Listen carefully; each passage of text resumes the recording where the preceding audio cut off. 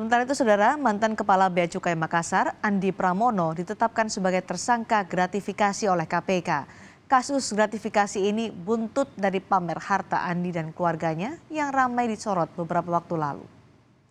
KPK mengendus jejak dugaan gratifikasi yang diterima Kepala Bea Cukai Makassar, Andi Pramono.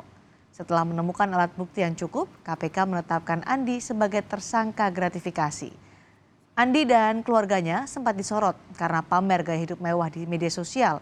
Andi bahkan disebut punya sejumlah aset yang diduga tidak wajar dan bersamaan dengan penambahan kekayaan yang meningkat drastis.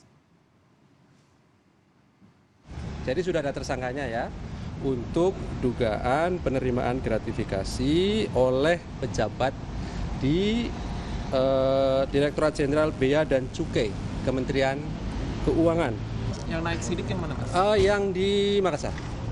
Ya, yang di Makassar. Pemanggilannya kapan, Pak? Belum. Kita kan masih manggil saksi tadi kan, 3 orang. Kemudian kemarin menggeledah yang di Cibubur.